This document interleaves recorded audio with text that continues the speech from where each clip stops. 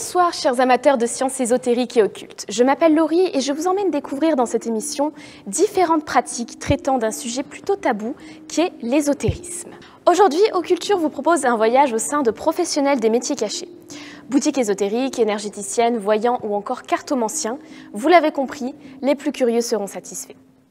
C'est d'ailleurs dans le cabinet d'une énergéticienne à Froges que nous commençons notre petite épopée. Anne-Marie nous propose aujourd'hui une séance de Reiki, un soin énergétique répandu dans le milieu. Je ne vous fais pas patienter plus longtemps, c'est parti. Alors je m'appelle Anne-Marie, j'ai 58 ans bientôt et j'exerce depuis environ une douzaine d'années.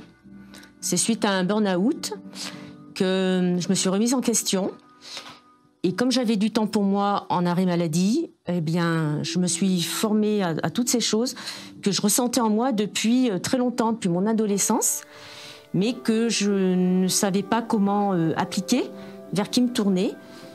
Le Reiki, c'est du transfert d'énergie positive. C'est un grand moment d'apaisement, de sérénité. Ça a été ma révélation et voilà. Si mes mains sont trop chaudes au niveau de votre tête, vous me le dites.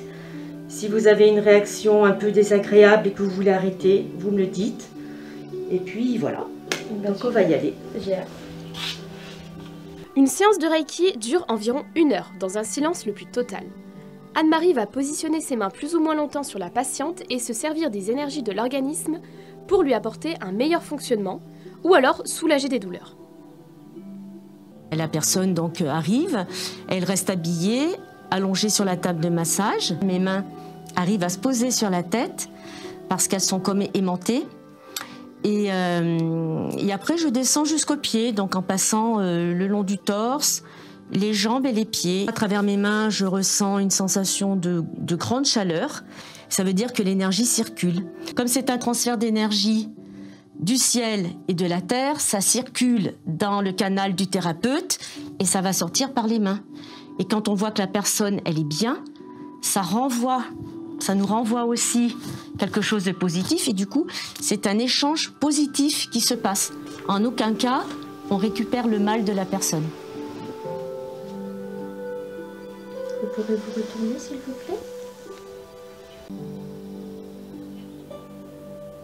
Les effets du Reiki sont multiples. Il soulage le stress et la douleur, libère les muscles des spasmes et stimule le système immunitaire. Tout ça, pour moi, c'est magique. Et ça a été une révélation pour moi. C'est comme si j'étais née une deuxième fois.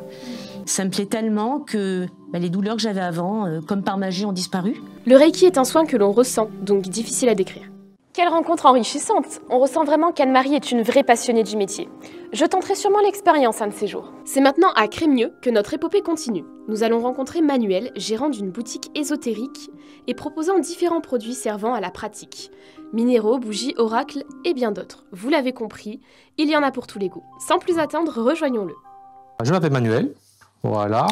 Je suis le responsable, le propriétaire de la boutique La Canne Grimoire ici à Crémieux, avec tout ça qu'on a dans une boutique ésotérique, des minéraux, des bougies, des jeux de cartes, tout outil ou article pour développer, on va dire, dans le contexte ésotérique, ou aussi du bien-être.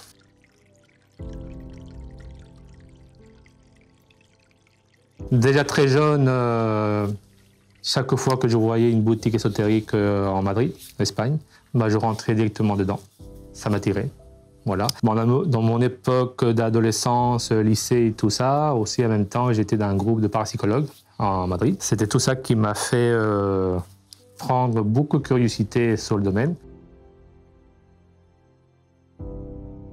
Un petit peu, oui. J'ai vécu déjà tout jeune des choses très particulières que voilà, ça fait un petit peu, on va dire, flipper. Et tout ça, ça m'a emmené à vouloir savoir. Et ça, c'est une formation on va dire, une formation de vie. C'est ça la parapsychologie. Essayer de donner une signification, on va dire, scientifique, logique, avant de passer dans le côté vraiment subtil. Et quand on n'a pas, on passe dans le côté subtil et là, on cherche le pourquoi.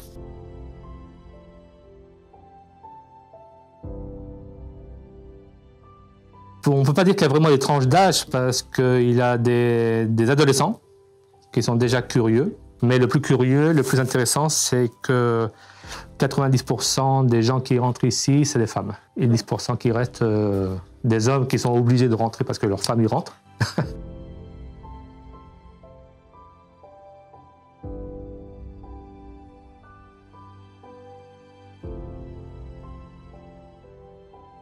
Non, on ne guérit pas. On soulage, on peut aider, mais on ne guérit pas. Ça, c'est pas vrai. Oui, il y a des bienfaits, mais après, il faut savoir, l'ésotérisme, c'est pas seulement pour... c'est une démarche personnelle aussi, beaucoup de fois. C'est une démarche en dehors des religions, on va dire. C'est une démarche spirituelle. Cette boutique nous plonge vraiment dans l'univers de l'ésotérisme. Les décorations sont toutes plus fantastiques les unes que les autres et on ressent que Manuel a pris du plaisir à nous parler de son métier. Et tout de suite, direction Uriage-les-Bains où nous attend G-Marc, pratiquant la voyance par la cartomancie et la chiromancie. Tout ça vous est peut-être encore inconnu, mais il nous expliquera tout une fois sur place. Prêt? Allons-y.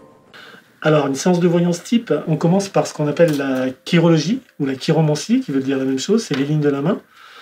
On peut parler pendant 20 minutes, une demi-heure à quelqu'un en lisant dans ses mains. C'est un petit peu comme l'iridologie. Il y a des gens qui lisent dans les yeux.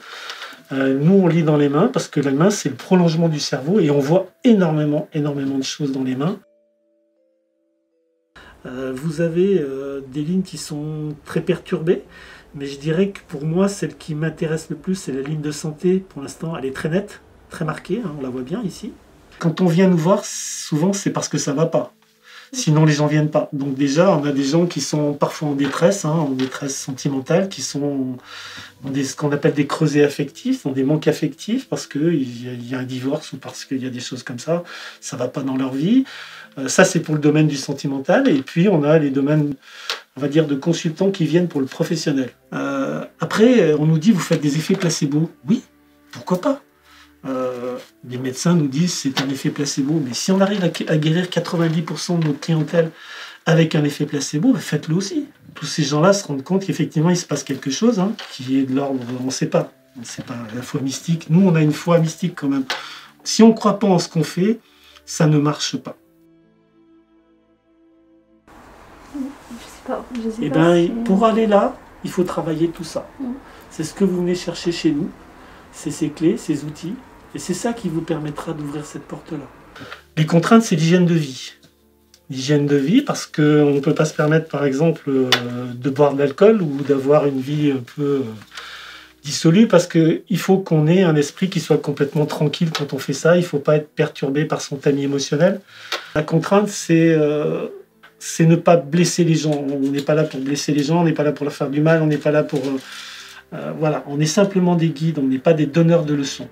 Vous avez aussi ce qu'on appelle un petit quadrilatère ici, qui est là, qui est dessiné, qu'on appelle le quadrilatère de la prémonition. C'est des choses qui sont indispensables quand on vient apprendre chez nous ces séances occultes.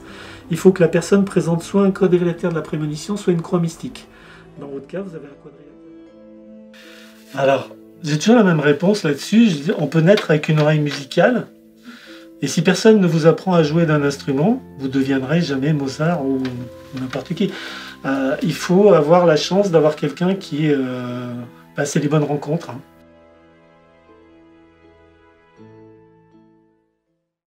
C'est ainsi que s'achève notre épopée du jour. Nous sommes ravis d'avoir partagé cette expérience avec vous et espérons que cela vous aura été enrichissant. En tout cas, ces rencontres nous ont été très instructives et nous auront permis d'en connaître davantage sur ces métiers peu connus du public. Merci à nos invités du jour et à vous de nous avoir suivis aujourd'hui. N'hésitez pas à nous mentionner sur vos réseaux pour nous donner votre avis ou vos suggestions sur Occulture. À la prochaine pour de nouvelles aventures mystérieuses.